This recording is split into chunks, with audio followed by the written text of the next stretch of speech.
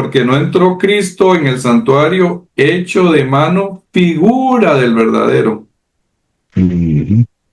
sino en el cielo mismo para presentarse ahora por nosotros ante Dios. Los textos son Amén. claves, ¿verdad? Entonces, si el verdadero santuario está en el reino de los cielos y Cristo es sumo sacerdote de aquel santuario. Así Y es. sigue todo lo que todas las fiestas judías y toda la ley estaba basado en el ministerio que está haciendo Cristo por nosotros en el reino de los cielos, ¿verdad? Entonces, una cosa que la gente me pregunta es lo siguiente: si este santuario está en los cielos,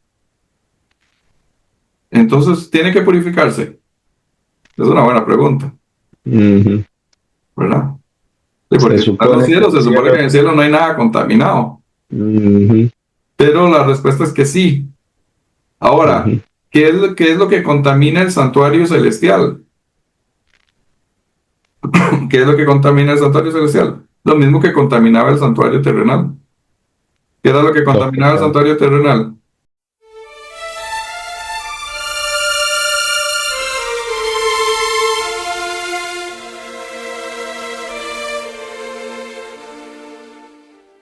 Hola amigos, ¿cómo les va? Otra vez aquí en el programa de ustedes, charlando entre amigos. Wilson, te veo en la playa ahora. Ahí estamos, Luis, ahí estamos, por la zona del Caribe, justamente ahí está, esa parte de atrás allí, por la zona de, ¿cómo es? Saint Kitts, en la zona del Caribe hermoso allá con esas playas y todo, un fondo especial. Así que también aquí desde la Florida, Luis, saludándole con una lluvia intensa, sigue cambiando un poquito con el background. Todo aquí está súper negro y lloviendo con ganas, pero bueno, contentos y felices de estar nuevamente contigo, Luis, y con cada una de las personas que nos van a estar acompañando.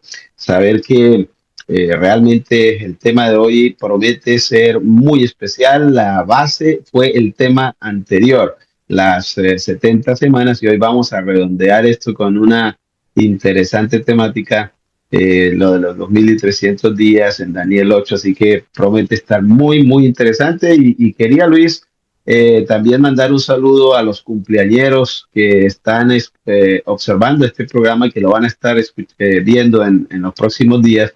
En este caso, un tío que está en Bucaramanga, Colombia, el tío Eliud. Él está ya viendo este programa y le deseamos desde ya un feliz cumpleaños a él allá en esa hermosa tierra, ¿no? También a todos los demás cumpleaños del mes de julio. Ya pronto esta nación cumple 249 años aquí en los Estados Unidos, el Día de Independencia este viernes, así que pues contentos, Luis. Vamos a tener una palabra de oración y comenzamos entonces. Ok. Oremos. Maravilloso Dios, agradecemos el privilegio que nos da de estar nuevamente reunidos para estudiar un tema fascinante, profético y que realmente permite entender con claridad dónde nos encontramos en cuanto a la profecía bíblica con respecto al tiempo final y los detalles que tenían que ocurrir antes de esto. Así que ayúdanos, permítenos tener una mente clara y dispuesta a aprender, y permite además que tengamos la oportunidad de compartir estas verdades maravillosas con otras personas. En tu nombre maravilloso, Jesús, lo pedimos todo. Amén. Wilson, tengo una consulta de una seguidora de nosotros, se llama Victoria Reyes, a quien también le enviamos un cordial saludo. Y bueno, ella me estaba preguntando un día de estos sobre Leviatán y Behemoth, que aparecen en el libro de Job. Job. Entonces vamos a sacar unos minutitos ahí rápido para dar detalles sobre este tema. Si nosotros vemos el libro de Job, es la vida de Job. Y bueno, Job es una persona que es una persona fiel al Señor. El Señor lo ha bendecido con muchas riquezas, pero bueno, le suceden una serie de desgracias porque Satanás al principio del libro aparece diciéndole al Señor de que Job es un hombre que lo sigue a él pero solo porque lo bendice, ¿verdad? Porque Job tenía muchas riquezas. Entonces Dios permite probar a Job, ¿verdad? Ujú, Para ujú. demostrar de que si era cierto lo que decía Satanás o no. Claro. En todo esto, todas las desgracias que le suceden, porque él no solamente queda en pobreza, sino que también pierde a sus hijos, la mujer lo trata mal. Entonces, lo que en todo esto Job no sabe qué es lo que está sucediendo. Él no sabe si es que hizo algo malo, qué es lo que está pasando. Y eso, pues, uno cuando ve el libro de Job, ve que hay muchas cositas ahí donde Job eh, hace reclamos al Señor. ¿Por qué me está pasando esto a Ujú, mí? Si yo ujú. era una persona que trataba de hacerle bien al prójimo, trataba de hacer el bien al Señor, ¿por qué es que me está sucediendo a mí? Entonces, él incluso llega a hacer reclamos un poco fuertes. Yo creo que todos los que hemos pasado por cosas difíciles, hemos tenido en algún momento algún pequeño reclamo o en veces algún gran reclamo al Señor por las cosas que estamos viviendo. Entonces, el Señor, al final del libro, comienza a darle primero una manifestación de su creación, ¿verdad? De las cosas que Él hace. Como diciéndole a Job, no Job, esto tiene un propósito. El propósito, usted no lo conoce, pero hay un propósito detrás de todo esto, que yo creo que es un propósito que Dios tiene cada vez que nosotros pasamos algún periodo de prueba. Entonces, en los versículos, en el capítulo 40 y 41, se mencionan dos seres. Uno de ellos es Behemoth, y esto es parte de las descripciones del Behemoth, es parte de las descripciones de lo grandioso que es el Señor, porque lo que Mm, está haciendo el Señor es mostrándole las maravillas de Él, ¿verdad? Su poder creador y cómo es que Él no, Job no puede este, retar al Señor como uno en veces podría hacerlo, ¿verdad? Entonces, ujú. el Señor le comienza a él como un niño a explicar las cosas. Dentro de esas grandes maravillas, él toca el tema de Behemoth. Y Behemoth en hebreo, pues significa bestia, pero es una bestia bastante grande, es una bestia, de acuerdo a la descripción, es una bestia terrestre. Esta bestia, si uno lo lee, se parece mucho al hipopótamo. Ujú, Es una bestia, como yo dije, terrestre. Y la descripción, por ejemplo, en el versículo 40-23 dice, hablando del behemoth, he aquí sale de madre el río, pero él no se inmuta. Tranquilo está, aunque todo un Jordán se estrelle contra su boca. O sea, pareciera que fuera de veras un animal de estos en hipopótamo. No lo sabemos. Tal vez sería un animal ya extinto, no sé, ¿verdad? Puede ser cualquier cosa. ujú. Pero en el versículo o en el capítulo 41 es donde se menciona a Leviatán. Y el Leviatán sí no tiene características de un animal que haya existido. Porque si nosotros vemos la Mm, descripción, lo que está describiendo aquí básicamente es un dragón. Y el dragón es un animal mitológico, mitológico. ¿verdad? Ujú, Por ejemplo, en el capítulo 41, el versículo 18, dice, con sus estornudos enciende lumbre y sus ojos son como los párpados del alba. De su boca salen hachones de fuego, centellas de fuego proceden. De sus narices ujú. sale humo como de una olla o caldero que hierve. Su aliento enciende los carbones y de su boca sale llama. Y si uno sigue ahí la descripción, pues este animal, que es un animal mitológico, tiene escamas, es un Mm, animal muy poderoso. Pero algo que llama la atención es que en el versículo 34 dice, animal hecho exento de temor, menosprecia toda cosa alta, es rey, es rey sobre todos los soberbios. mm, Aquí estamos hablando de un personaje soberbio. mm. Ahora, vamos a Isaías 27.1. Isaías 27.1 Hace una conexión muy interesante. Isaías 27:1. Vamos a buscarlo aquí rápido. Aquí lo tengo, si lo ¿Lo tenés necesito. ahí? Ok, léemelo por favor En entonces. aquel día Jehová castigará con su espada dura, grande y fuerte al Leviatán, serpiente veloz, y al Leviatán, serpiente tortuosa, y matará al dragón que está en el mar. Ve qué interesante conexión. Ahí está conectando Leviatán con la serpiente y con el dragón, Ujú. ¿verdad? Sí. Pero ahora, si nosotros nos vamos a Apocalipsis, el capítulo 20, versículo 2, nos dice quién es el dragón o la serpiente, ¿verdad? En la Biblia. Si me lo buscas ahí, te lo agradezco para mientras voy buscando yo otro versículo acá. 22 dice, y prendió al dragón, la serpiente antigua, que es el diablo y Satanás, y lo ató por 1000 años. Entonces, este Leviatán es un símbolo de Satanás, ¿verdad? Es la Ujú. serpiente antigua, que es el diablo y Satanás. Por eso es que en Job 41:34 dice, menosprecia toda cosa alta, es rey sobre todos los soberbios. Y Ujú. en Ezequiel 29:3 ve lo que dice, habla y di, así ha dicho Jehová el Señor. He aquí yo estoy contra ti, Faraón, rey de Egipto, el gran dragón, que yace en medio de sus ríos, el cual dijo, mío es el Nilo, pues yo lo hice. Aquí está comparando a Faraón con un dragón. ¿Por qué? Ujú. Porque el sistema, ¿cómo se llama? Egipcio, gobernado por los faraones, en realidad, quien gobernaba, el rey era solo la fachada, pero detrás de él, quien gobernaba era el mismo Satanás, Mm, mm, ¿verdad?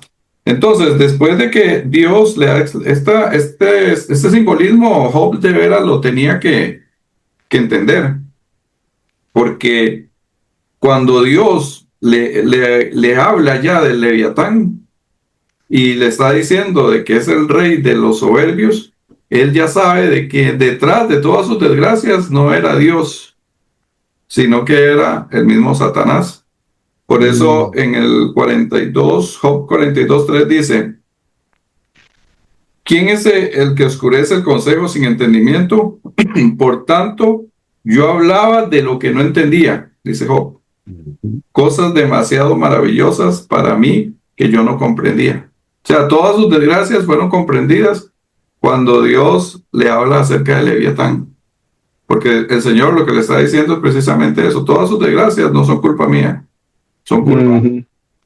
de Satanás, pero y era parte de la providencia del Señor. Al final, pues vemos que Dios no lo abandonó. El Señor siempre estuvo allí y si había sido bendecido en la antigüedad, el Señor lo bendijo el doble después, ¿verdad? Entonces, básicamente, el Leviatán es un animal simbólico, porque un dragón nunca ha existido, un animal que bote fuego nunca ha existido. Mm, Entonces, es un símbolo. Y ese símbolo es un símbolo, como dice Apocalipsis, capítulo 20, versículo 2, del mismo Satanás. mm, mm, mm. Interesantísimo. Bueno, entonces vamos Interesante. con lo que vinimos ahorita a estudiar. Y vamos a estudiar sobre la profecía de las 2300 tardes y mañanas o 2300 años. Y bueno, en el antiguo Israel había, estaba, bueno, que ya hemos visto bastante sobre las fiestas rituales o la ley ritual. La ley ritual tenía 7 fiestas, ¿verdad? A lo largo del año. La primera es la Pascua. La Pascua representa la muerte de Cristo Jesús. Todas estas fiestas y toda la ley ritual era simbólica y era profética. Eran Ujú. como profecías actuadas, básicamente.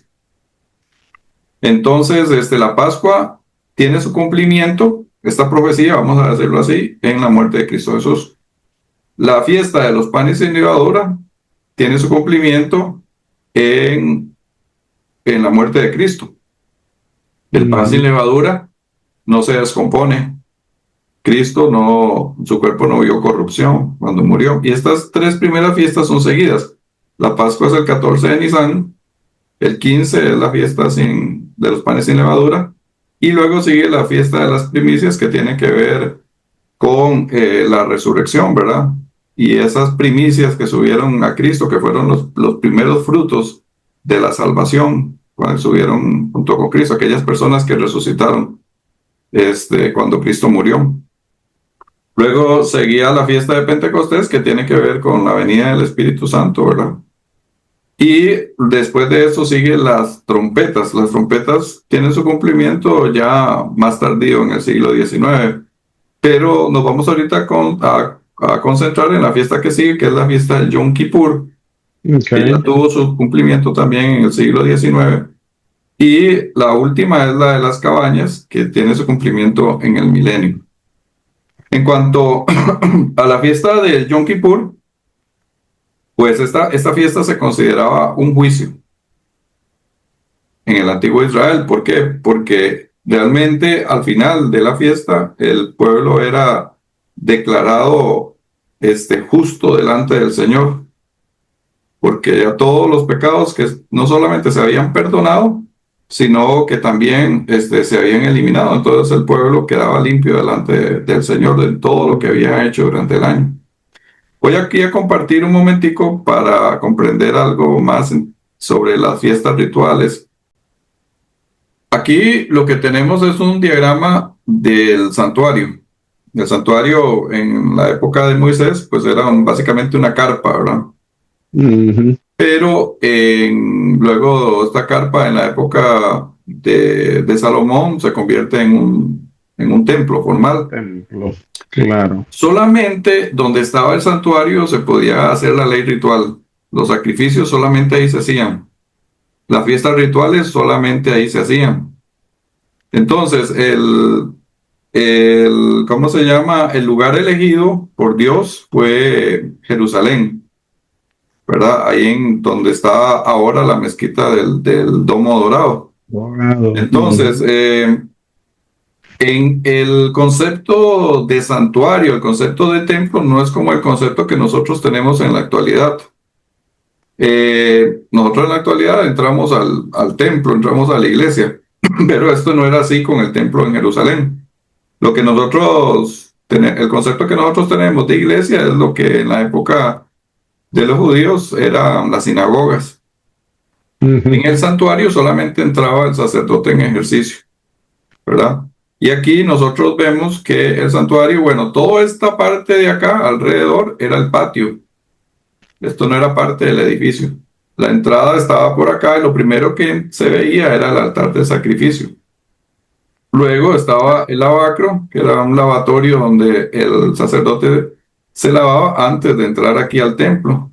Y el templo Ujú. estaba dividido en el lugar santo, que es entre el lugar santo, ahora que es esta parte, y el lugar santísimo. Esta línea que se ve entre el lugar santo y el lugar santísimo era una cortina que separaba las dos secciones. Durante el año, el sacerdote entraba todos los días aquí, al lugar santo, pero al lugar santísimo solo entraba en el día de Yom Kippur, ¿verdad? Ujú. Solamente en el día de Yom Kippur. Si el sacerdote entraba cualquier otro día del año aquí, moría, porque Morí. esta es el arca del pacto y aquí estaba la misma presencia del De Señor. Dios. El, el atrio era la única parte donde podía entrar la gente, pero era para hacer el sacrificio que tenía que hacer, era solamente esta parte. La parte alrededor de aquí es lo que se llama el atrio, pero la gente solamente entraba hasta acá. Ujú. Más allá ya no podía entrar. Ahora, eh, el sistema de expiación, cuando nosotros hablamos de expiación, estamos hablando de eliminación. El sistema de expiación o de eliminación de los pecados en la ley ritual se componía de dos partes. Estaba una relacionada con el perdón y la otra estaba relacionada con la eliminación. Los pecados se Okay. perdonaban todos los días, y eso se hacía con el sacrificio continuo, ¿verdad?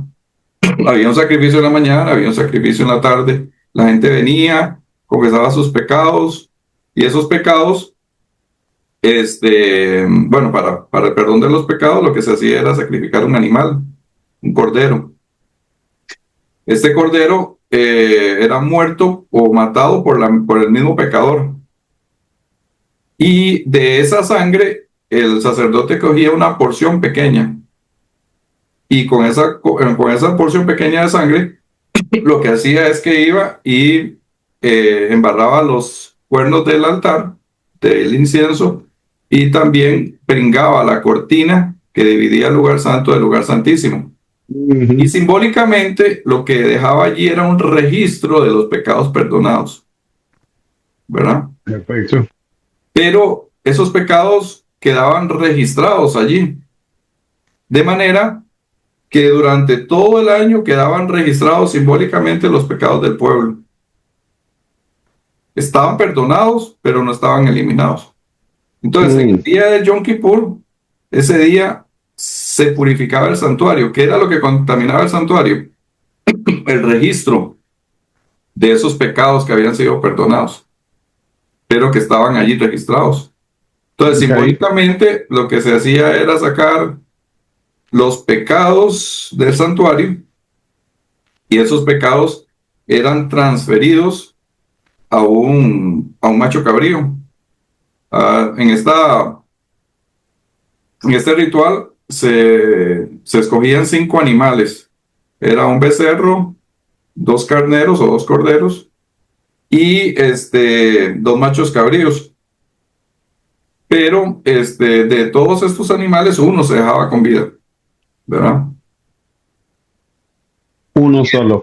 Solamente uno. Se echaba suertes, y esa suerte correspondía a Azazel. Azazel en la antigüedad estaba relacionado con Satanás. Macho cabrío es bien interesante, porque macho cabrío, la palabra en hebreo es Zair, y la palabra Zair se puede traducir como macho cabrío o como demonio. Quiere decir que los pecados que habían cometido los hijos de Dios durante todo el año eran puestos sobre este animal que representaba a Satanás, y ese animal no se mataba, sino que se llevaba al desierto. Y allá se dejaba, el animal terminaba muriendo en el desierto. Tiene que ver, más adelante lo vamos a ver, con el milenio. Este mundo durante el milenio va a ser un desierto, y Satanás al final va a pagar con los pecados que fueron perdonados a los hijos de Dios, porque todos los pecados tienen que ser castigados.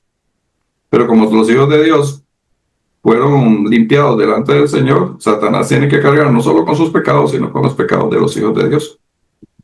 Ok.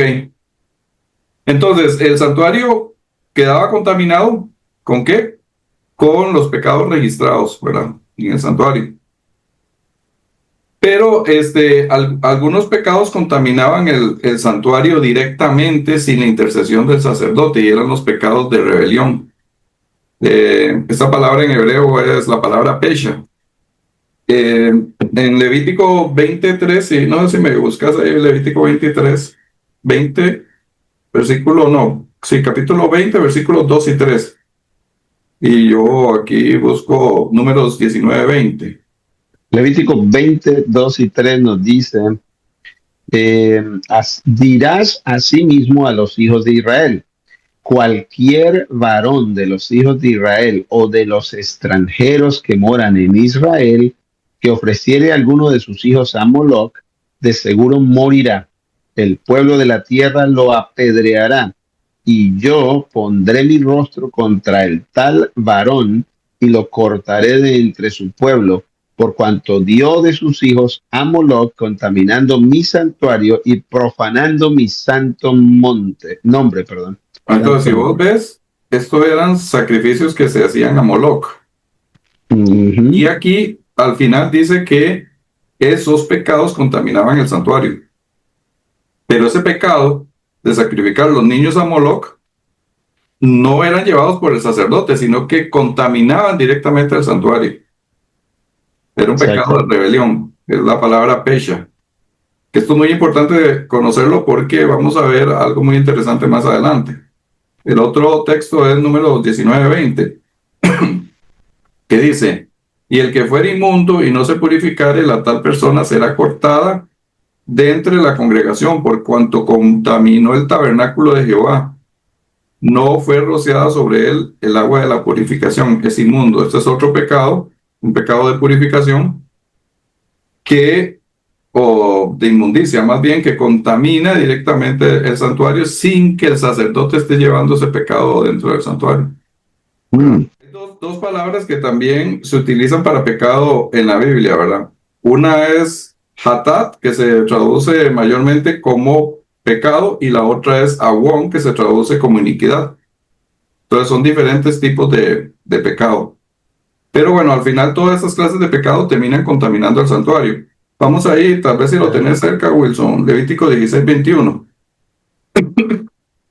16:21 nos dice, y pondrá a Aarón sus dos manos sobre la cabeza del macho cabrío vivo, y confesará sobre él todas las iniquidades de los hijos de Israel, todas sus rebeliones y todos sus pecados, poniéndolos así sobre la cabeza del macho cabrío, y lo enviará al desierto por mano de un hombre destinado para esto.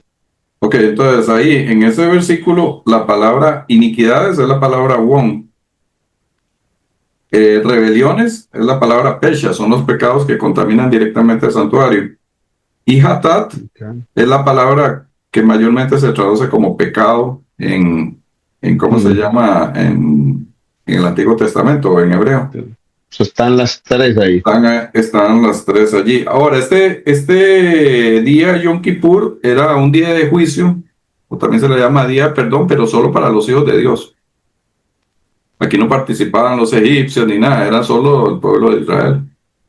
Esto es muy importante tenerlo en cuenta, porque Los el juicio, creyentes. lo que nosotros conocemos luego como el juicio investigador, es solo para los hijos de Dios, ¿verdad? Entonces, básicamente ese es el día Yom Kippur. ¿Por qué estamos trayendo a colación esto? Porque el capítulo 8 de Daniel, cuando uno lo comienza a leer, ahí aparece un carnero, aparece un macho cabrío, y son animales que están relacionados con la fiesta de Yom Kippur. Ya hay una conexión entre Daniel 8 y la fiesta de Yom Kippur. Por otro lado, más adelante vamos a leer que el santuario es contaminado, y ese santuario es el santuario celestial. Cuando se habla de contaminación del santuario, cuando se habla de purificación del santuario, precisamente en la fiesta de Yom Kippur. Entonces, el capítulo 8 es un resumen que se le da al profeta Daniel de lo que va a ocurrir en la historia, y es un capítulo también paralelo a Daniel capítulo 2, Daniel capítulo 7. Sin embargo, en Daniel capítulo 2, la secuencia de los reinos va desde Babilonia hasta la Roma papal. El capítulo 8 hace lo mismo. Entonces aparece Babilonia, Medo-Persia, Grecia, Roma, Roma papal.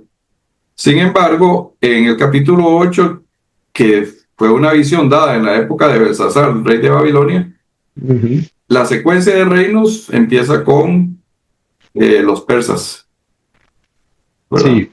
Quiere decir que esta profecía, que es la de las 2300 tardes y mañanas, tiene que empezar en la época de los medos y los persas. No iba a empezar en la época de los babilonios, ¿verdad? Entonces, esta profecía de Daniel capítulo 8 se descifra al principio bastante bien, porque el ángel Gabriel le da todos los detalles a Daniel. Entonces, al principio no hay mucha complicación, ¿verdad? El ángel Gabriel le dice al profeta que el carnero representa al imperio medo-persa, y que el macho cabrío, que es un unicornio, representa a Grecia, ¿verdad? ¿Qué es lo que sucede? Es bien interesante, porque a la muerte de Alejandro Magno, el imperio se divide en 4 partes. Y este animal, que en Daniel capítulo 8 es un unicornio, es un macho cabrío, unicornio, un cabro, vamos a decirlo así. Unicornio. El cuerno que tiene el unicornio se le corta, se Ujú. quiebra, y en su lugar salen 4 cuernos. El ángel lo que le dice a Daniel es que el primer cuerno, el unicornio, es el primer rey. Ujú. Como este carnero, o perdón, este macho cabrío representa a Grecia, quiere decir que el unicornio representa a Alejandro Magno. Pero luego de la muerte de Alejandro Magno, el imperio se divide en 4, Cuatro. porque Alejandro Magno tenía 4 generales. Y estos 4 generales son Lisímaco, Ptolomeo, Casandro y Seleuco. Entre ellos se dividen el reino. Por eso es que al macho cabrío, después de que se quiebra el cuerno principal, que es Alejandro Magno, le crecen 4 cuernos, que representa la división de este imperio. Hasta aquí es Imperio griego. fácil. Hasta aquí es Ujú. fácil. La complicación se da en Daniel 8, 8 y 9, porque ve lo que dice allí. Y el macho cabrío se engrandeció sobremanera, pero estando en su mayor fuerza, aquel cuerno fue quebrado, y en su lugar salieron otros 4 cuernos notables hacia los 4 vientos del cielo. Ujú. Y de uno de ellos salió un cuerno pequeño que creció mucho al sur, al oriente y hacia la tierra gloriosa. Oh, ¿dónde está la confusión? Es que pareciera que el cuerno pequeño que sale aquí sale de uno de los 4 cuernos anteriores. Cuatro. Bien, ajá, correcto. Entonces, ¿qué pasa? Que muchos intérpretes dicen que este cuerno pequeño que sale, como viene de uno de los 4 cuernos que a su vez pertenecen a la división de Grecia, quiere decir que este cuerno pequeño es Antíoco Epífanes para ellos, que es de la, Ok. de la, de la rama de los Seleucidas. Y La interpretación porque, preterista en ese ajá, sentido. porque este rey es uno de los que va a gobernar en lo que fue Israel en la antigüedad. Ujú. Y este hombre va a profanar el santuario, va a hacer algunas cosas ahí, hace sacrificios de cerdos y otras cosas en el templo. Entonces lo identifican como Antíoco Epífanes, Cuerno pero pequeño, sí. sí, exactamente. Pero si nosotros leemos bien, cuidadosamente, dice así, voy a leer otra vez Daniel 8, 8 y 9. Y el macho cabrío se engrandeció sobremanera, pero estando en su mayor fuerza, aquel cuerno fue quebrado. Y en su lugar salieron otros 4 cuernos notables hacia los 4 vientos. Y de uno de ellos, pero de los 4 vientos, no de los 4 cuernos, Mm. salió un cuerno pequeño. Y los vientos representan los puntos cardinales. En algún punto cardinal iba a salir más adelante un cuerno pequeño. A ver si te entendí bien. Entonces, el verso 8, lo que mencionas acá es que ese cuerno pequeño no es parte de uno de los 4 cuernos notables, sino de los 4 vientos del cielo, de algún punto cardinal. Sí, porque es lo último que se menciona. De hecho, en hebreo está más claro todavía. ¿Ok? Bueno, y esto tiene que ser así porque estas profecías son profecías paralelas. Daniel 2, Daniel 7 y Daniel 8 son paralelas. Y la secuencia siempre es Babilonia, Medo-Persia, Grecia, Roma, Roma papal. Esta no puede ser la excepción. Quiere decir que si el carnero era, ¿cómo se llama? Persia, Ujú. y el macho cabrío es Grecia, el cuerno pequeño tiene que ser Roma. Sí. ¿Ya? Entonces, cuando se está refiriendo a la Roma imperial, es cuando el cuerno pequeño tiene un crecimiento horizontal. Vamos a ver, no sé si lo tenés ahí después ¿cómo se llama? Del versículo 4, el versículo 5, perdón, no, vamos al versículo 9. Verso 9. Dice, y de uno de ellos salió un cuerno pequeño que creció mucho al sur y al oriente. Esto es importante porque el crecimiento del imperio romano fue precisamente en esa dirección, hacia el sur y hacia el oriente, fue donde se extendió el imperio romano. Y Pero hacia luego la tierra gloriosa. ajá, pero este cuerno luego quiere un crecimiento o quiere hacer un crecimiento vertical, porque se quiere meter con Mm, la tierra gloriosa, ¿verdad?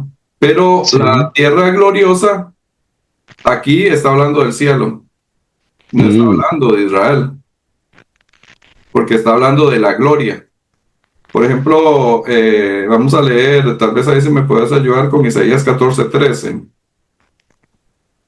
14:13, Ajá, catorce Isaías. trece. Ok.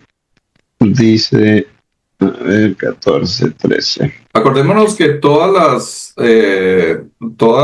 las ciudades, los países en el antiguo pacto son literales, pero en el Ujú, nuevo pacto representan a las cosas celestiales, ¿verdad? ok.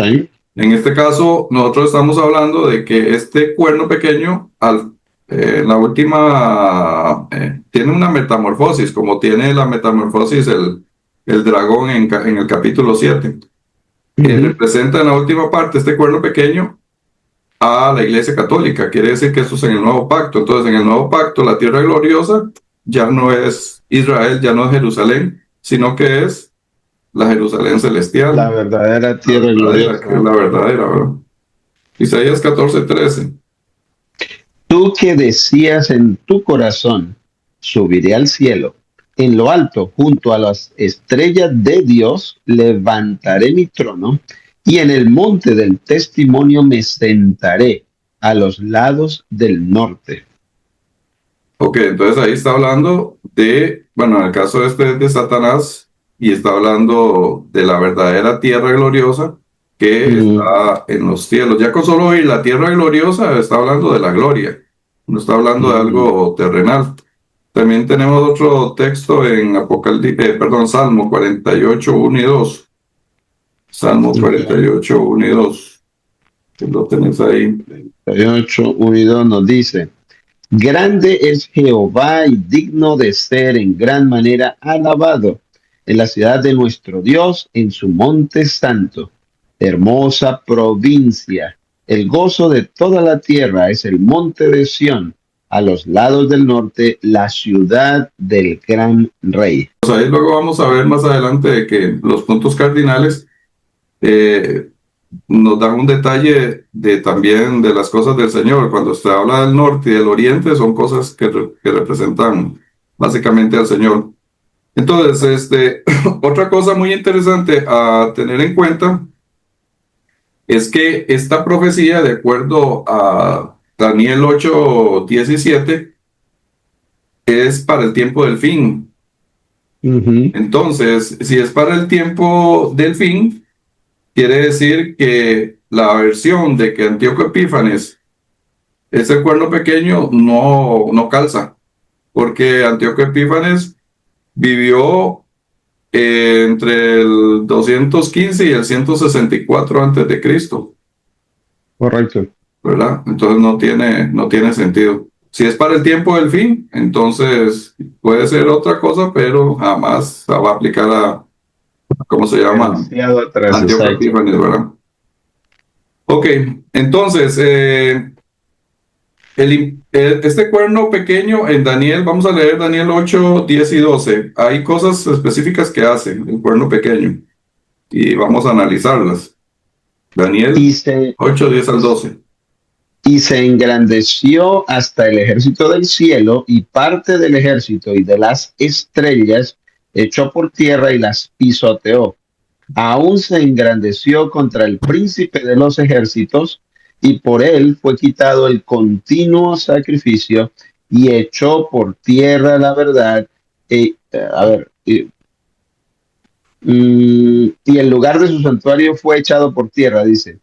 El verso 12, y a causa de la prevaricación le fue entregado el ejército junto con el continuo sacrificio y echó por tierra la verdad e hizo cuanto quiso y prosperó. Ok, entonces hace cuatro cosas. Uno, se mete con el ejército y las estrellas. Sí, Y cuando dice las estrellas, dice que las estrellas las pisoteó. Ujú, al cielo, Ahora, tierra y la que esto sobre. representa, el ejército no es el ejército celestial, vamos a decir los ángeles, sino que está Ujú, hablando de los hijos de Dios, los hombres. ¿Por qué? ok, Porque el cuerno pequeño, que es un gobierno terrenal, no es que se va a meter con los ángeles, ni los va ok, a perseguir, ni los va a torturar, tienen que ser los hijos de Dios. Pero bueno, si quieren más detalle, pueden buscar Éxodo 7 3 y 4 y Apocalipsis 1:20. Ahí vemos claramente que el ejército del Señor y las estrellas representan al pueblo de Dios, también representan a los ángeles, pero evidentemente aquí está hablando de los hijos de los hombres. ¿Por qué? Porque este cuerno pequeño los va a pisotear, los va a perseguir, y eso no ujú, aplicaría a un ser celestial. Luego, el ok, príncipe del ejército, pues es un ser divino y no puede ser otro más que Cristo Jesús. El santuario tiene que ser el santuario celestial, que ahorita vamos a ver que hay un santuario en el cielo, que es el verdadero. Lo que teníamos aquí era un símbolo pálido nada más de las cosas celestiales. ujú, ujú, Y se mete también con los rituales del santuario. La palabra tamid es la que se traduce como sacrificio continuo, pero debería solo traducirse como, este, ¿cómo se llama? Como continuo, porque lo que está diciendo es continuo, quiere decir todo lo que está relacionado con la intercesión, ujú, con la intermediación del sacerdote, en este caso, que es Cristo Jesús. Entonces, cuando veamos la traducción continuo sacrificio, pues no es la traducción más correcta, debería ser solamente continuo. El sacrificio es un agregado, porque no solamente el sacrificio tenía que ver con la intercesión, era un montón de cosas más, ¿verdad? Aparte de los sacrificios. Ahora, dice que este sistema también, ¿dónde es que está? Vamos a ver, en el versículo 12 de Daniel 8 dice, y echó por tierra la verdad, este sistema. Y aquí sí aplica bastante bien a lo que hizo la Iglesia Católica. ¿Por qué? Porque hay tres cosas que la Biblia identifica como la verdad. ujú. Jesucristo, por ejemplo, en Juan 14:6 dice, Jesús le dijo, yo soy el camino, la La verdad y la verdad vida. y Nadie la viene al vida, Padre sino por mí. sino por mí. ¿Verdad? Entonces, ¿en qué Así es. manera echó por tierra esa verdad la Iglesia Católica?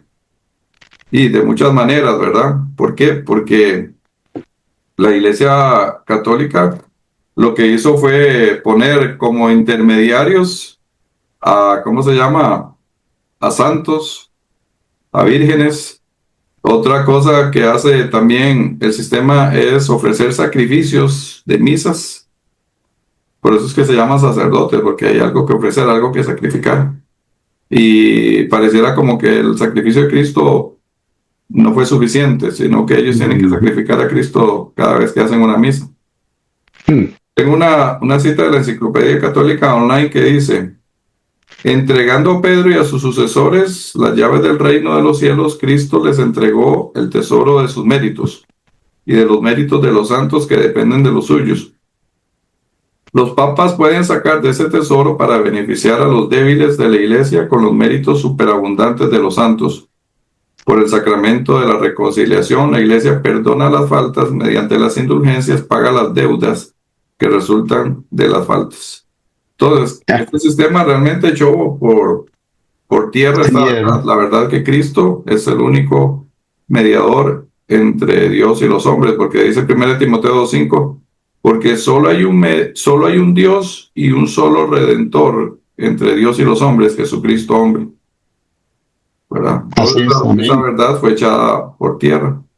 Ahora, hay otra verdad también, de acuerdo a la palabra de Dios, y dice Juan 17:17, santifícalos en tu verdad, tu palabra, Tu palabra es la es verdad. verdad. Ujú, Ahora, ¿cómo echó por tierra el sistema católico esta verdad? Pues proponiendo escrituras bastante dudosas. Y esto es un ujú, tema que tal vez algún día deberíamos tocar, porque hay Biblias de Biblias. Pero ujú, básicamente hay dos fuentes de Biblias. Está el texto recibido y el texto crítico.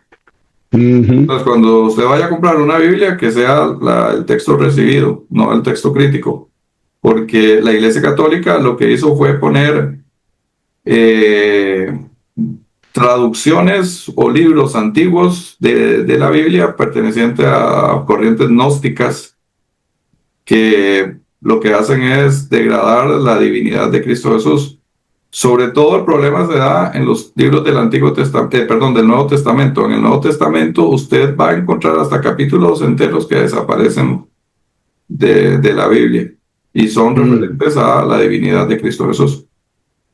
La otra cosa que es la verdad en la Biblia es la ley. La Dice ley, Salmo 119, 142, tu justicia es justicia eterna y tu ley, la verdad. la verdad. Bueno, y todo esto que ya lo hemos nosotros comentado anteriormente, qué fue lo que hizo la Iglesia Católica con la ley de Dios. En el capítulo anterior, pues ahí está abundante información sobre el asunto, ¿verdad? Cómo cambiaron los 10 mandamientos, la ley de los... Originales, correcto. Entonces, todos estos ataques que hizo el cuerno pequeño contra el santuario hizo que alguien se preguntara en Daniel 8:13, ¿hasta cuándo durará la visión del continuo sacrificio y la prevaricación asoladora, entregando el santuario y el ejército para ser pisoteados? O sea, ¿hasta cuándo va a durar esta barbaridad? ¿Hasta cuándo va a durar esta interrupción que hay en la mediación de Cristo? ¿Y hasta cuándo van a dejar de ser perseguidos los hijos de Dios? Mm. Y en la respuesta se da en Daniel 8:14. Hasta 2300 tardes y mañanas, luego el santuario será purificado. ¿Verdad? Entonces, ya que esto sucede durante el dominio de la Iglesia Católica, sobre todo en la Edad Media, quiere decir que el santuario al que se está refiriendo es al santuario celestial.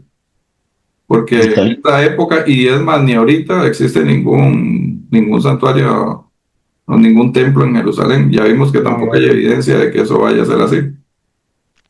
Ahora, la cosa, ve qué interesante esta pregunta. Lo que está contaminando el santuario es ahorita, bueno, en eso se está concentrando el verso 13, es las cosas que hizo el cuerno pequeño. Ujú. Ahora, ¿cómo es que el cuerno pequeño está contaminando el santuario sin que un sacerdote o sin que Cristo, el sacerdote, nuestro sacerdote, haya metido sus pecados dentro del santuario? Lo está contaminando porque es un pecado de rebelión. ¿Te acuerdas que vimos los pecados peche? Que entra en directo, correcto. Exactamente, esos pecados entran directamente al santuario y lo contaminan directamente. Ujú. Por eso sacamos el tiempo de ver los pecados pecho. Ahora, el asunto es, la otra pregunta que se puede uno hacer, ¿será que solo eso está contaminando al santuario? ¿O será que también el registro de los pecados de los hijos de Dios está contaminando al santuario? Porque ahí no se está mencionando en Daniel capítulo 8. No. Pero ya que esto es una, ¿cómo se llama? Implicación directa a la fiesta del Yom Kippur, quiere decir que no solo los pecados del cuerno pequeño están contaminando el santuario, sino que también el registro de los pecados de los hijos de Dios que queda grabado en el santuario celestial, porque nosotros vamos a notar más adelante de que hay un registro de libros con todo lo que han hecho los hijos de Dios, todo lo que han confesado está allí. Y ese santuario está contaminado, tiene que limpiarse.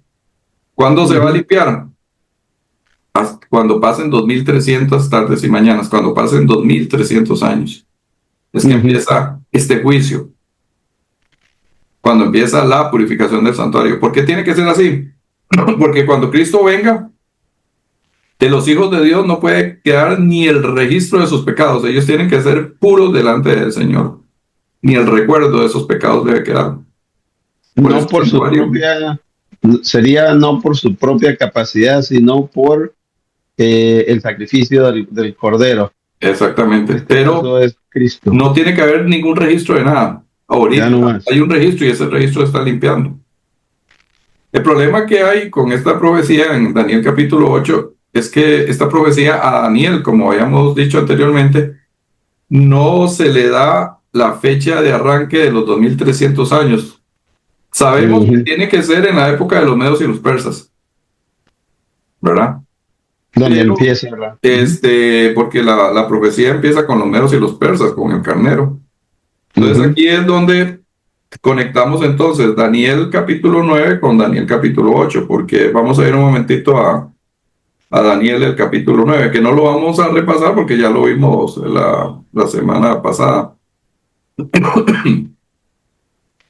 Me disculpo porque todavía me estoy recuperando de la tos y ando todavía con un poco de picazón. Vamos a ir de garganta. Daniel capítulo 9. Y en Daniel capítulo 9, el versículo 20, dice, aún estaba hablando y orando y confesando mi pecado y el pecado de mi pueblo Israel, y derramaba mi ruego delante de Jehová mi Dios por el monte santo de mi Dios. Aún estaba hablando en oración cuando el varón Gabriel, a quien había visto en la visión al principio volando con presteza, vino a mí como a la hora del sacrificio de la tarde. Entonces, ¿qué es lo que está sucediendo aquí? El ángel Gabriel está llegando 11 años después a darle a Daniel la fecha del arranque de la profecía. Ujú. Pero, y lo sabemos porque dice que Gabriel fue el que había visto en la visión. La última visión en la que participó Daniel fue en la visión del capítulo 8. Lo Ok. único que quedó por responder allí era cuando empezaba la profecía.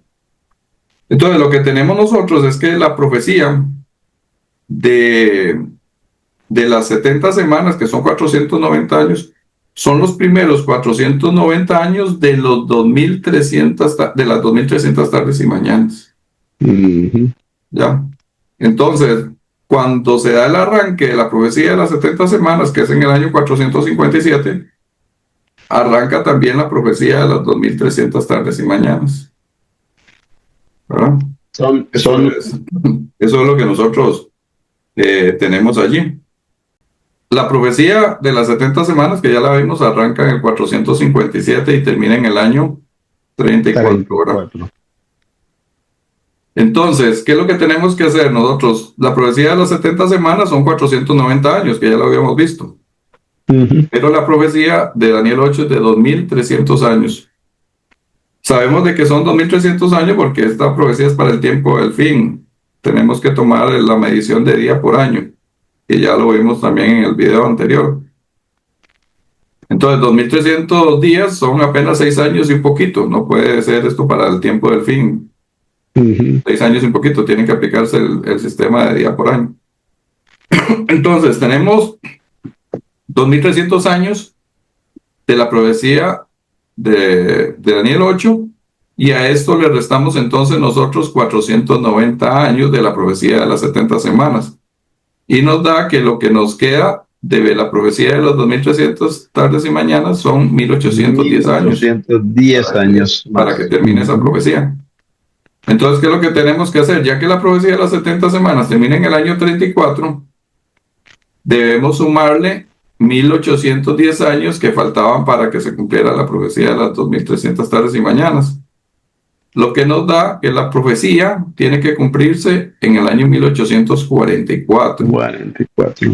Ajá. Y específicamente en el mes de octubre, y específicamente en el día 22 de octubre de 1844 cayó el día Yom Kippur, de acuerdo al calendario de la secta judía caraíta, que es la que Ujú. sigue las tradiciones de acuerdo al, ¿cómo se llama? A cómo se llevaban en el santuario en la antigüedad.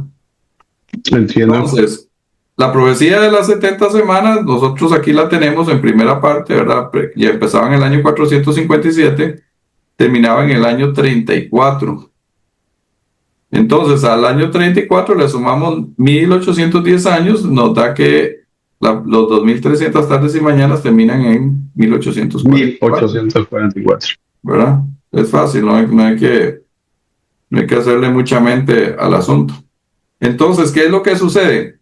Ahora, decías, Luis, solo una pregunta. Ujú, Decías hasta día y el mes, octubre 22 de 1844. ujú. ¿Por qué nuevamente ese día en concreto, esa fecha en concreto? Porque, el- bueno, no, aquí lo que se sigue es el calendario ritual tal cual se tenía en la antigüedad y la única secta que lo sigue, la única secta judía que lo sigue es, perdón, es la secta caraíta. Ujú, La secta caraíta ubicó el 22 de octubre de 1844 como el día de Yom Kippur. Si vos ves ahorita, el Yom Kippur casi siempre cae en el mes de septiembre. ujú. Nunca cae tan tarde, puede ser a principios de octubre, pero nunca tan tarde.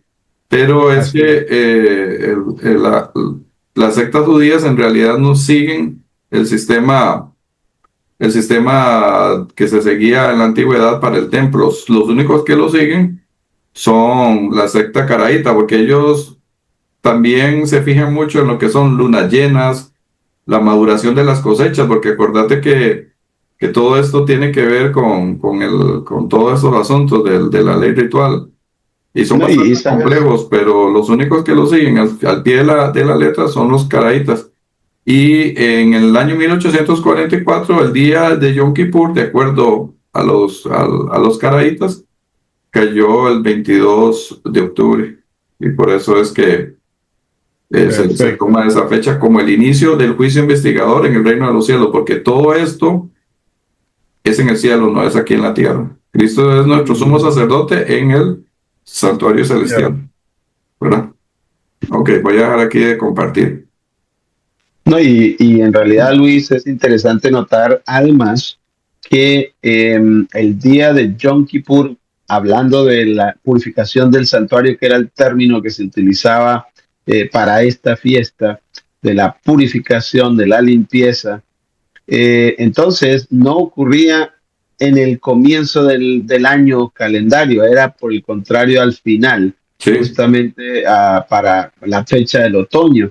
Por lo ajá, tanto, esto a la larga también se corrobora y es consistente con las diferentes fiestas judías. No podía ser en primavera, no podía ser lo que para nosotros es el invierno en la en el parte norte otoño. del mundo, si no tenía que ser para el otoño, exactamente. Y Ajá. esto en sí es interesante, es clave, porque sencillamente va a ser consistente con toda la parte. Por cierto, Luis, cuando Jesús muere, él muere lo que hoy conocemos, en el mundo católico se conoce ampliamente como la Semana Santa o Semana Mayor, que es casi similar a lo que sería la fiesta de la Pascua. A veces pues, como que coincide, pero por lo general es un poco antes, un poco después, dependiendo cómo se arregla, pero que es otra vez en la primavera realmente. Entonces no podía ser en la primavera porque la primavera sí coincidiría con a la mitad de la semana 70. Pero recuerden que esto tiene que ser medio año más tarde, así que tenía que ser 6 meses después para cerrar allá en el 490 y de allí llevarnos hasta 1844, si me hago entender, Luis. Entonces, sí, todo esto va a tener consistencia, porque, repito, tiene que ver no con la Pascua, tiene que ver con Yom Kippur. Ahorita me acordé de algo que alguien me dijo. Porque es que se dice que Jesús empezó en el año 27 su ministerio, y Jesús empezó a los 30 años el ministerio. Y es porque Ujú, el calendario que nosotros usamos está desfasado. De hecho, se sospecha que es entre 2 a 6 años. ujú, Está desfasado. Pero si nosotros nos vamos a la Biblia, está desfasado por 3 años, sí, ¿verdad? Porque Jesús empezó el ministerio en el 27 de nuestro calendario. el De, gregoriano, de mo- de correcto. manera que Jesús tendría que haber nacido ¿qué sería? En el -3 o Ujú, en el 3 antes de nuestra era. exacto. De manera que nosotros estaríamos ahorita en el año 2028 Mm, del mm, nacimiento de Cristo, ¿verdad? Es un dato mm, ahí interesante. Ok, entonces, cuando Moisés Dios, Otro detalle, Luis, ya que lo mencionas, solo para mencionar, los años bíblicos no son de 365 días, es de 360 días. Esto para que también nos quede claro, porque alguien estará haciendo el cálculo y dice, oye, pero no me da y se desfasa el asunto. Sí, ¿eh? cada mes del año, el del calendario judío, cada mes era de 30 días y eran 12 meses para un total 12 por 30 da 360 días, no lo que tenemos hoy en nuestro calendario gregoriano. Ujú. Entonces es importante tener esto presente y eso desfasa con respecto a nuestro calendario. Y Ahí el esa es calendario de el detalle nosotros clave. no es tan viejo, andará por los 500 años por ahí, Ujú. Gregoriano. Ok, cuando Dios le dijo a Moisés que hiciera un santuario, que es una representación de lo que estaba en el cielo, le dijo el Señor en Éxodo 25:40, mira, hazlo conforme al modelo que te ha sido mostrado en el monte. O sea, lo que hizo Moisés fue una copia de algo que él vio que el Señor le enseñó. Sí, El sí. verdadero está allá en el cielo.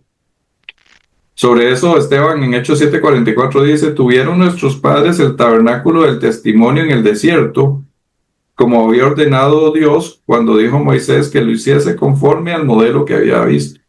Entonces, lo de aquí era un pálido reflejo de lo que está allá Sí en el lo que cielo. yo. Entonces, básicamente lo que había aquí era una copia. Y sobre esto dice Hebreos 8:1 y 2.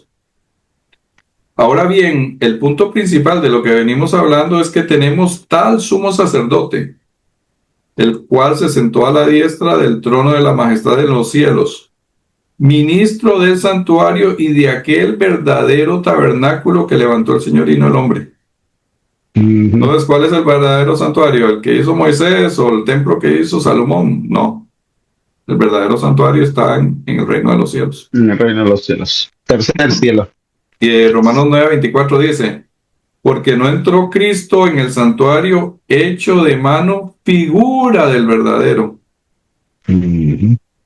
sino en el cielo mismo para presentarse ahora por nosotros ante Dios.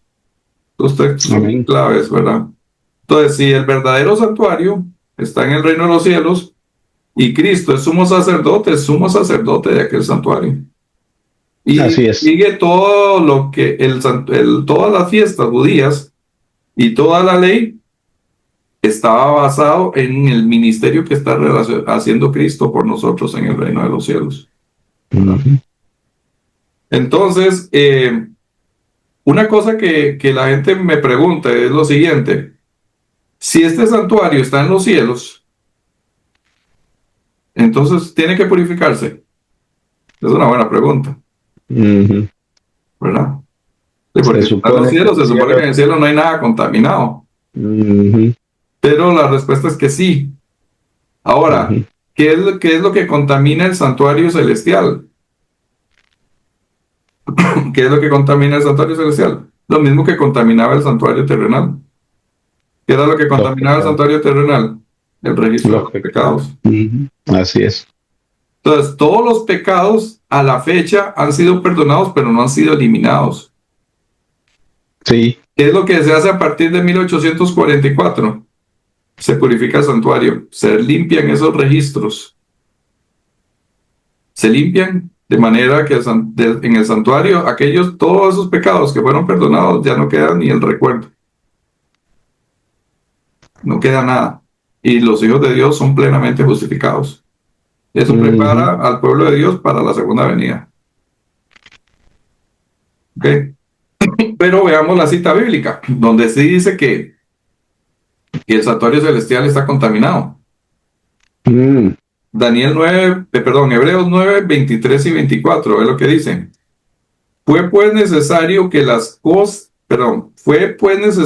las figuras de las cosas celestiales fuesen purificadas, si Ujú. estaba contaminado, fuesen purificadas así, pero las cosas celestiales mismas con mejores sacrificios que estos. Porque no entró Cristo en el santuario hecho de mano, figura del verdadero, sino en el cielo mismo para presentarse ahora por nosotros ante Dios. Entonces, realmente sí estaba contaminado el santuario y había que purificarlo. ¿Cuándo empieza la purificación? Dice hasta 2300 tardes y mañanas, 300 luego el tal. santuario será purificado.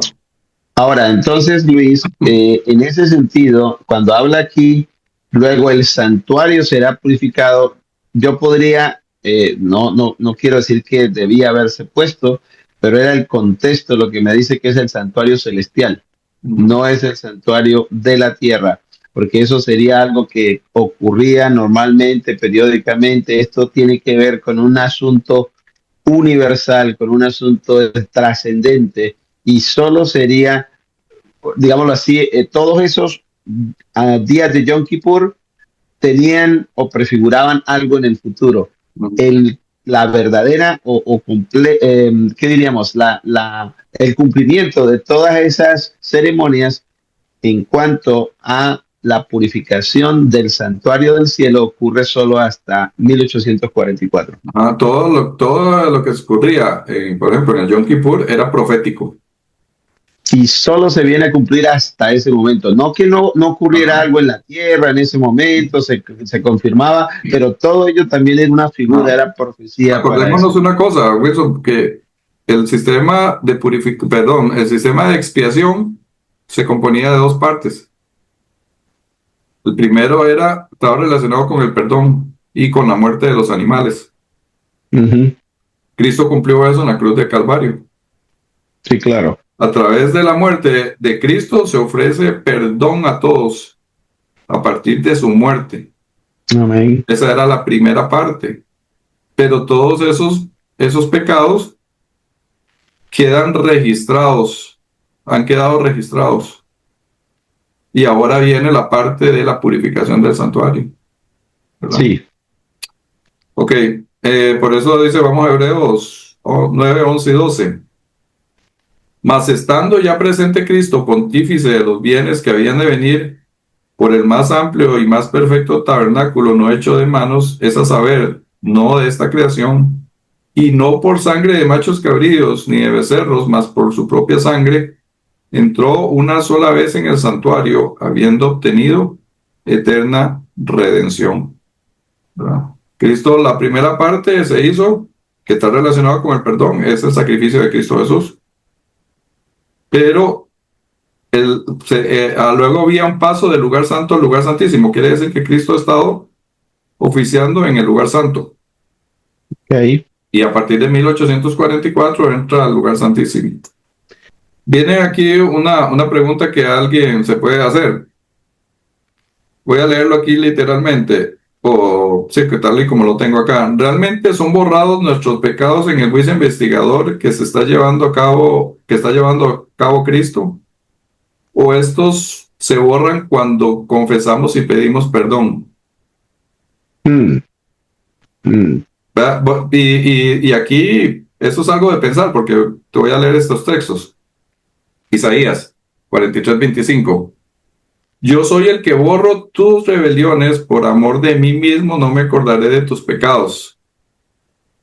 Entonces, esto es en el Antiguo Testamento. Sí es. Y aquí está diciendo Isaías que el Señor borra nuestras rebeliones en el Antiguo Ujú, Testamento. Pero nosotros ujú. estamos diciendo aquí que el borrado de esos pecados se hace hasta 1844. A partir Hay de. una Ajá. contradicción, ¿verdad? Sí. Salmo 51, versículo 1 y versículo 9 dice: Ten piedad de mí, oh Dios, conforme a tu misericordia, conforme a la multitud de tus piedades, borra mis rebeliones. Esconde tu rostro de mis pecados y borra todas mis maldades. Mm. Entonces, estos versículos sugieren de que el perdón de los pecados se hace, o el borrar de los pecados se hace una vez que nosotros pedimos el perdón. Pero Exacto. todavía hay un texto más complicado, que es este que te voy a leer ahorita. Isaías 44:22. Yo deshice como una nube tus rebeliones y como niebla tus pecados. Vuélvete a mí porque yo te redimí. Así El es. redimí estaba en pasado. Ujú. Ahora, ¿cuándo legalmente se da la redención? Legalmente, cuando el Señor Jesús muere, diría, Ajá. en la cruz. Ok, entonces, ¿por qué es que se está hablando en pasado de la redención si la redención legalmente se da hasta que Cristo muere? sería para este el momento de Isaías 44, Ajá. todavía está en el futuro, Todavía más está en el de futuro, pero 800 años. ¿cómo se llama aquí Isaías? La tiene en el pasado. Correcto. Ahora, la respuesta a todos estos cuestionamientos que hemos venido haciendo la encontramos nosotros en Romanos 4:17. Ve lo que dice. Como está escrito, te he puesto por padre de muchas gentes, delante de Dios a quien creyó, el cual da vida a los muertos y llama a las cosas que no son como si fuesen. ¿Qué es lo que quiere decir aquí? Que Dios le puso a Abraham, padre de multitudes, Ujú, cuando solamente tenía un hijo. ¿Para ujú. qué? Para darle a él seguridad de que las promesas que él le había dicho se iban a cumplir. Por eso es que dice, en este caso Pablo, que Dios llama a las cosas que no son como si fuesen para darle seguridad a su pueblo. O sea, Dios no es que borró nuestros pecados cuando o le borró los pecados a los del antiguo pacto en aquel momento, ni que los redimió en aquel momento, pero él llamaba a esas cosas que todavía no eran como si fuesen para darle seguridad a su pueblo. Wow. Esa es Eso cambiaría muchísimo, entonces, sí, claro, claro. De lo contrario, no tendría sentido y no, estaríamos aquí especulando. exactamente. Entonces, este juicio que se está dando a partir de 1844 es solo para los hijos de Dios, todos aquellos que hayan profesado a Cristo Jesús como su Salvador, no para otros. El juicio de los impíos tiene otra categoría, que Ujú. luego lo vamos a ver cuando veamos el asunto del milenio. Pero de momento es solamente para los hijos de Dios. De hecho, el juicio empieza con los hijos de Dios, pues dice Daniel 7:22, hasta que vino el anciano de días y se dio juicio a los santos del Altísimo. Y primera de Pedro 4:17 dice, porque es tiempo de que el juicio empiece por la casa de Dios, ¿verdad? Y si primero Correcto. comienza por nosotros, ¿cuál será el fin de aquellos que no obedecen al Evangelio de Dios? Porque si nosotros nos fijamos en Apocalipsis capítulo 20, cuando habla del milenio, ahí va a haber un juicio, pero si lo notamos en los primeros 4 versículos, el juicio es para los impíos. Sí, sí, sí, sí. El juicio de los hijos de Dios empieza ahora. Y vamos a ir a un momento a Apocalipsis capítulo 14, perdón. Y por cierto, Luis, si mientras buscamos Apocalipsis 14, estamos hablando que ya han pasado 180 años, vamos a cumplir 181 años desde 1844 para acá. Por Ajá. lo tanto, el Señor ha estado en esa labor de juicio de los hijos a través de todas las edades. Y bueno, eso es realmente considerable, ¿no? Todo ese tiempo que el Señor se ha tomado. Es Sí. algo serio. Ok, perdón, Apocalipsis 14, del 6, el 14:6 dice, vi volar por en medio del cielo a otro ángel que tenía el evangelio eterno. O sea, si hay un evangelio que tiene que ser predicado, es este. Ujú. Para ser predicado, o sea, hay que predicarlo Sí, a los moradores de la tierra, a toda nación, tribu, lengua y pueblo. Dice el 7, diciendo a gran voz, temed a Dios y dadle gloria, porque la hora de su juicio ha llegado. ¿Usted quiere saber qué es el Evangelio? Dentro del Evangelio está el juicio investigador. Ahora se le llama juicio investigador, como le habíamos respondido a don Bernal, porque está correcto. en la fase investigativa, Ujú. ¿verdad? Entonces, pero simplemente la Biblia lo llama como juicio. Pero nosotros le decimos específicamente investigador porque estamos hablando de la parte investigativa. Entonces, si se tiene que predicar que la hora del juicio ha llegado, entonces el juicio es antes de la segunda venida de Cristo Jesús, Ujú. porque se tiene que predicar, es parte del Evangelio eterno. Y si Exacto. nosotros seguimos hasta Apocalipsis 14:14, allí en el versículo 14 está hablando del 14 en adelante, está hablando de la segunda venida de Cristo Jesús. Ujú. Entonces, todo corresponde.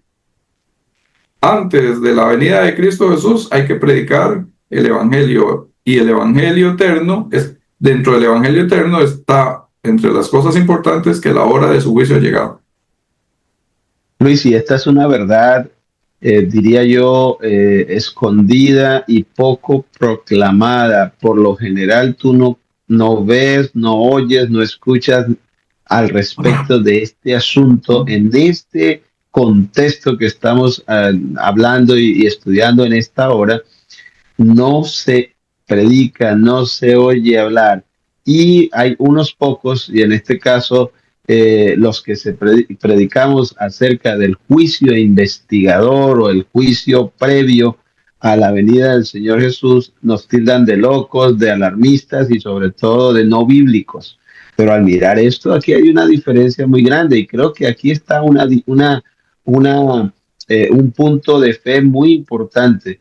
¿Qué nos han estado, digámoslo así, eh, evitando conocer? ¿Qué no nos han estado diciendo los grandes líderes de esta época, de este tiempo, al respecto de este asunto? Esto no fue de los reformadores allá de la Edad Media.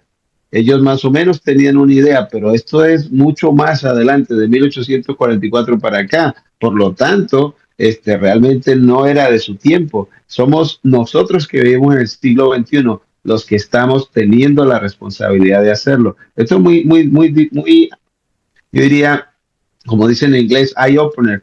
Nos abre el entendimiento y nos permite realmente ver que aquí hay algo mucho más Y esto trascendente. es algo que debemos nosotros dominar porque es parte de la predicación. Debería ser exactamente. Tiene que Es ser, vital. porque si no, Exacto. ¿qué estamos predicando? Le está faltando algo. Hay, como decimos, una pata, ¿no? A la mesa de Ajá. verdades, en realidad no lo tendría. Y esto es importante, Luis, cuando leías, eh, porque la hora de su juicio ha llegado. Por lo general de eso no se habla de cualquier otra cosa menos de esto. Y cuando se habla, repito, hasta se burlan o se dice que alarmistas, que exagerados. Pero esto es muy importante. Sí, y esto tiene demasiada evidencia bíblica. Aquí yo me estoy soltando un montón de cosas, pero tiene demasiada evidencia bíblica. Ahora, todo, relacionando esto con todos los temas que hemos visto antes, desde el principio, si hay un juicio, tiene que haber una ley. La ley no fue clavada en la cruz. Ujú, ¿Y ujú. cuál ley fue clavada en la cruz? Fue la ley ritual, pero los 10 Sí, mandamientos permanecen. Y los 10 exactamente. mandamientos, no los 9 mandamientos, ¿verdad? Que la gente quita Ni ahí. los ocho, como. Exacto, Ahora, exacto. si el juicio empezó hasta 1844, entonces en el cielo, salvo las excepciones que hay en la Biblia, no podría nadie no podría haber nadie en un infierno o en un paraíso. No, Y eso no tiene concuerda sentido. bien con lo que hemos visto sobre el estado de los muertos. La Biblia dice que Correcto. la muerte es un estado de inconsciencia. Porque si vos te fuiste al paraíso o te fuiste para el infierno, ya fuiste juzgado. Pero el juicio es Claro. hasta 1844. Ujú. Entonces, toda la Biblia es muy lógica. Súper, súper lógica. Los 2300 Ajá. Bueno, voy a años. terminar con Exacto. esta cita de Zacarías 3:1 al 4 que dice, y este es un juicio investigador en chiquitito. Ok. Me mostró al sumo sacerdote Josué, el cual estaba delante del ángel de Jehová, que el ángel de Jehová, ya habíamos visto varias veces que es Cristo Jesús. Ujú. Se llama ángel de Jehová no porque sea un ser angelical, sino porque ángel significa mensajero. Entonces es el mensajero del Señor. Así como también a los hombres se les menciona como ángel por ser mensajeros del Señor. Exacto. Me mostró al sumo sacerdote Josué, el cual estaba delante del ángel de Jehová, y Satanás estaba a su mano derecha para acusarle. Y dijo Jehová a Satanás, Jehová te reprenda, oh Satanás, Jehová que ha escogido a Jerusalén te reprenda. Esto es un juicio para los hijos de Dios. De Ujú. hecho, en Josué estaba representado el pueblo de Judá, o el pueblo de Dios, porque era el sacerdote, representaba al pueblo. Luego sigue diciendo, ¿no es este un tizón arrebatado del incendio? Y Josué estaba vestido de vestiduras viles y estaba delante del ángel. Y habló el ángel y mandó a los que estaban delante de él, diciendo, quitadle esas vestiduras viles, y a él le dijo, mira que he quitado de ti tu pecado y te he hecho vestir ropas de gala. Y este ángel perdona los pecados, los elimina, y y viste a Josué, que representa al pueblo de Dios, con las vestiduras de gala de la justicia de Cristo Jesús. Esto es lo que hace Ujú. el Señor por nosotros. Entonces, como dice Pablo en Efesios 2:8, por gracia somos nosotros salvos, ¿verdad? Y el tema central de la predicación del último mensaje al mundo tiene que ver con la justificación por la fe. Y la justificación por la fe está metido dentro de la doctrina del santuario celestial, ¿verdad? Mm, mm. Y ya con esto terminamos el tema. No sé si tenés algo más que decir o... Bueno, en realidad, Luis, qué impresionante es ver la armonía que hay en lo que acabamos de estudiar con estos contextos bíblicos en los diferentes aspectos, tanto en el Antiguo como en el Nuevo Testamento, y ver cómo ahora sí casan estos versículos. Tienen más sentido, tienen realmente ahora un apoyo a lo largo de todo el panorama profético, tiene cumplimiento, tiene lo que llamamos el antitipo, el tipo. El tipo es lo que se representa con diferentes figuras y el antitipo es el cumplimiento en lugar de esa forma representativa. Y entonces, Luis, ahora hace sentido todo esto. Ese santuario me parece crucial recordar que no está refiriéndose a la tierra o algo aquí en la tierra como un templo que por cierto no existe. Todos lo tenemos claro, especialmente en este siglo, desde el año 70 que fue destruido. Esto tiene que ver, todavía dice el santuario, entonces Dios es mentiroso o la Biblia se equivocó. No, porque habla de un santuario que está hecho no por mano, sino por el propio Dios en el tercer cielo, allí donde esperamos algún día también estar. Entonces, Luis, es impresionante esto. Nos saca del contexto terreno para llevarnos con esas cosas terrenas y esas figuras a lo celestial. Maravilla de maravillas, y hay un juicio. Ese juicio, entiendo, empieza de manera especial a partir de 1844 con el cumplimiento de los 2300 días o años, ¿no? En este sentido Cuando profético. vayamos más adelante vamos a notar que cuando el juicio termine se va a acabar la gracia, ¿verdad? El siguiente tema que viene, por cierto, voy a buscarlo aquí porque aquí tengo la secuencia. Estos temas los pueden encontrar en el libro Dos Verdades Ocultas, principalmente el libro Dos Verdades Ocultas. El tema que seguiría para la próxima semana sería el... Tengo dos, sería el Evangelio Eterno y el cierre de la gracia. Ujú. Entonces, vamos a Interesantísimo. ver esos temas. Yo creo que nos vamos a concentrar más en el cierre de la gracia. Entonces, después del cierre de la gracia, entonces viene otro tema súper interesante, que es la segunda venida de Cristo y el milenio. Y con esto completamos el Fantástico. panorama. Entonces, vemos que Fantástico. nosotros estamos ahorita en la fiesta del Yom Kippur. Sí, Después de la fiesta del Yom Kippur, ¿cuál es la fiesta que sigue? Es la las fiesta de las cabañas. cabañas. Sí, La última. ya estamos a un paso de la última. Todas las demás se han Exacto. cumplido. Pero ahorita solo después del Yom Kippur viene la fiesta de las cabañas que se da en el milenio. Ujú. Los hijos de Dios van a estar temporalmente viviendo en el cielo, ¿verdad? Sí. Y bueno, eso es otro tema. Ya me iba a emocionar ahí sacando la Biblia, pero bueno, lo dejamos para las próximas ocasiones. Oremos entonces. Amante Padre Celestial, gracias te damos, Señor, por la oportunidad de haber estudiado este tema pero tan importante. Danos, Señor, sabiduría de lo alto para repasarlo, para asimilarlo completamente, porque es un tema que es un poco complejo, pero es un tema necesario para la época que estamos viviendo, y también es un tema que necesitamos predicarlo de acuerdo a lo que dice Apocalipsis capítulo 12, versículos 6 y 7. Gracias te damos, Señor, por tu amor, por tu misericordia, y por esa intercesión que haces por cada uno de nosotros en el santuario celestial. Todo esto te lo pedimos y la gracias te damos en el nombre de Jesús. Amén. Amén. El Señor les bendiga. Bendiciones, mis amigos, y ya saben, un like, póngale ahí un me gusta porque esto realmente nos permite llegar a más personas. Gracias por ello, bendiciones.